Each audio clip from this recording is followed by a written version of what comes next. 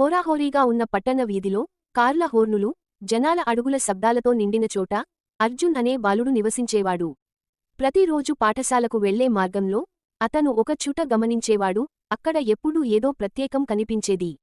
ఆ బెంచ్ క్రింద శరీరం క్షీణించిన వీధికుక్క పడుకుని ఉండేది.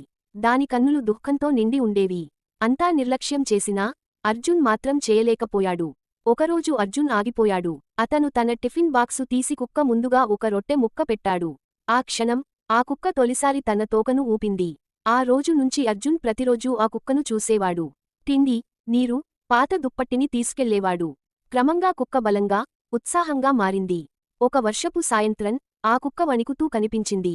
అర్జున్ ఇంకేం ఆలోచించకుండా దాన్ని ఇంటికి తీసుకెళ్లాడు. అతని కన్నుల్లోని ప్రేమను చూసి తల్లిదండ్రులు ఆ కుక్కను స్వీకరించారు. వీధి మూలన ఒంటరిగా ఉండే జీవికి ఇప్పుడు ఓ ఇంటి ఆశ్రయం లభించింది. అర్జున్కు మరొక మంచి మిత్రుడు లభించాడు. చిన్న చిన్న కరుణాపూరిత చర్యలు గొప్ప మార్పులకు నాంది పలుకుతాయి.